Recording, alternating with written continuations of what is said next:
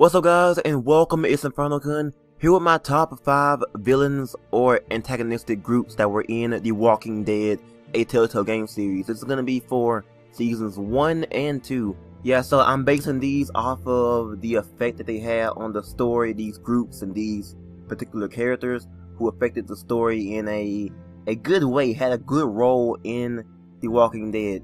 So yeah, there aren't a ton of antagonists, but these are the ones that I liked in a particular order. So number 5, we have the Save Lots Bandits, who were introduced in season 1 episode 2. They attacked Lee and Mark whenever they were putting up the fence and stuff like that. So they were a group of people who worked at Save Lots and who were just there, and they became really bad people. From what Jolene has told us, you know, they called them rapists and monsters. So yeah, they weren't really the best people because we saw them on the road to the St. John's Dairy, and then we just had those two bandits have a fallout with each other, and one ended up killing the other. So yeah, these bandits were definitely pretty brutal, and they pretty much caused the death of Mark, Duck, and Katja. And I can't believe that Ben traded with them in order to actually find his friend. That was a bit selfish of itself. So anyways, nothing is better than a group of bandits in The Walking Dead, especially the ones who have personality. The Hash Bandit is the best by far, okay? It was a mix-up. We'll make it worth your while. I'm listening. What will it take to reach a deal? About twice as much as you've been giving us. You got it. Done. Is that so? Well, I suppose we ought to hash out some terms then. I don't like no hash. Man, shut up or I'll... Christ! Moving on, at number 4, we have Arvo and his group of Ruskies. Yeah, these Russians were definitely intimidating. Coming out of the bushes like that with a straight up ambush was like surprising at the most. We had 3 Russians pointing guns at you. One had an AK, one had a shotgun and a pistol. They did not care. Nothing is worse than having 2 hostile groups who don't speak the same language. That was really bad. It was a really bad situation because, Arvo, who was just being dumb, wasn't able to, accurately translate anything because his group was so hostile. They did not listen to him. They wanted to go ahead and kill everyone and take their stuff. I mean, even Arvo expected, Clem's group to put their stuff down and let them rob them. That was pretty dumb of Arvo and his group, for real. But for the most part, they really either had no reason to rob you or had a reason to rob you. You rob Arvo, you probably have a reason for them to rob you back. But, them coming out of nowhere and ambushing you, if you didn't rob them, that's just their fault for trying to rob you. So yeah, they ended up all dying except Arvo. But they did manage to shoot Luke in the leg and shoot Mike in the shoulder. So yeah, they almost killed Kenny too. So that's pretty much a lot of damage done to the group. And even Arvo, he ended up shooting Clementine in the shoulder. So this group was definitely one of the reasons why the whole group fell apart, because we had, Luke, he was messed up. He couldn't walk. He could barely walk. We had Mike kind of brushed off his, shoulder shot.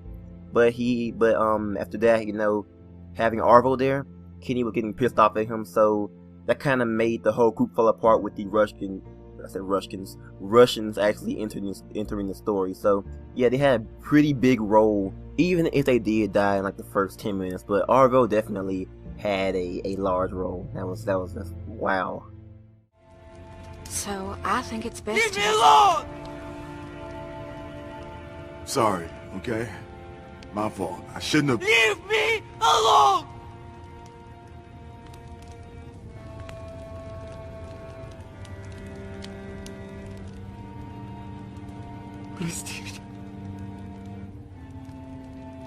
It's okay.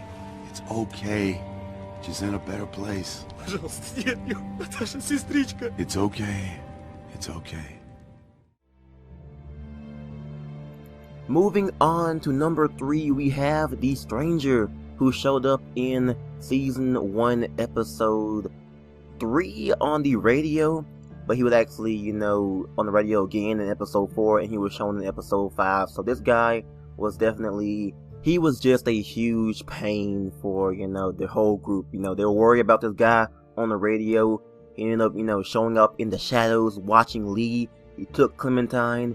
he made Lee go looking for Clementine, and he ended up getting bit, and it was just a whole bunch of stuff. This guy is terrible. His reason was because you either stole from him or you didn't, but he ended up doing the same thing anyway. So yeah, this guy really only had one motive, was to get revenge to the people who actually took his food. And he takes Clementine, and then he sees all the bad stuff that Lee has done, if he did any. And then when you think about it, you're like, why are you watching us? Why are you watching me, Clementine?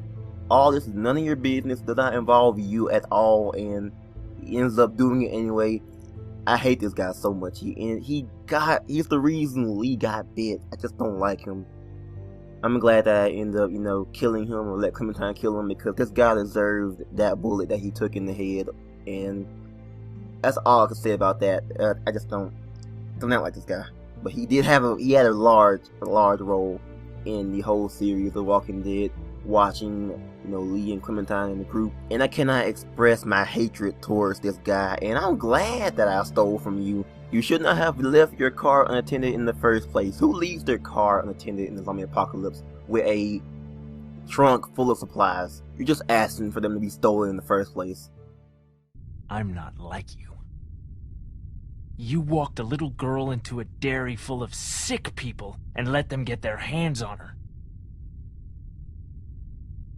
I was trying to find someplace safe for her. You abandoned a defenseless, grieving woman. You weren't there. You brought her to the most dangerous place in this city where she could have died. I couldn't leave her at the house alone. She would have been better off! Number 2 goes to everyone's favorite cannibal group, the St. Johns. Yeah, these characters were definitely likable. Like, when you first meet them, you're like, okay, so they approached nicely, they offered food and a place to stay maybe, and now we had them just wanting gas. Yeah, they were pretty good people at first, but when you realize that they're cannibals at the end, you're like disgusted by what they done. But they were pretty likable people. Danny and Andy, I liked them at first. They were pretty cool. They were chill guys, but when you found they're cannibals, you just hate them. So yeah, they were pretty cool characters. They were likable at first, especially Brenda. She was really nice, and then we had everybody else. So they made me mad by just killing Mark right then and there. I liked Mark, and they ended up just cutting his legs off and feeding him to people and just leaving him to die.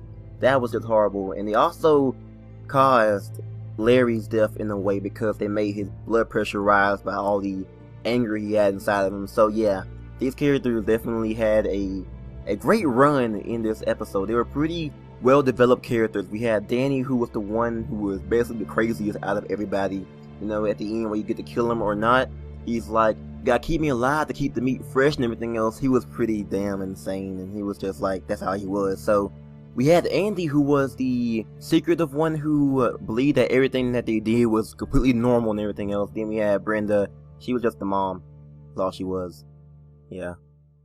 Don't you dare walk away from me, Lee!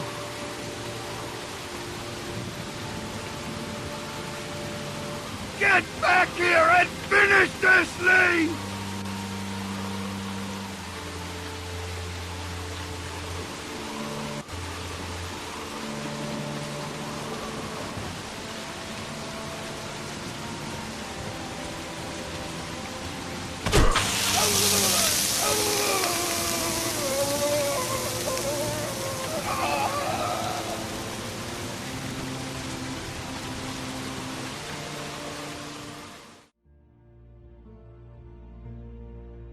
Anyway, so the number 1 antagonist probably comes to a surprise to no one, but it is William Bill Carver, the leader of Hal's Hardware's camp or whatever. So this dude was definitely one of the best villains in the Walking Dead series as a whole. This guy who played him, Michael Manson, he did a terrific job with voice acting, and the character was just so lifelike. And I wish Carver would have had a longer role in season 2, because he would have made it a lot better. Having this crazy dude who is definitely hella dangerous after you will definitely be for an awesome storyline. And this guy was definitely crazy and really, really angry at the world. I mean, he was just pretty angry and This guy was just the image of survival of the fittest. This guy was like, hey, killing one in order to save many is the way to survive now. And that's what he thought, that's what he stood by. He killed Reggie, he, beat down Kenny, he did a lot of terrible stuff. And it kind of made his character definitely amazing. When you meet him in episode 2 of season 2, he wasn't, he wasn't like he was at the end of episode 2. And in episode 3, he was a bit, laid back. He was pretty smart when coming to Clementine into the house and everything else. He pointed out stuff that, were previous, for the previous survivors that he had with him.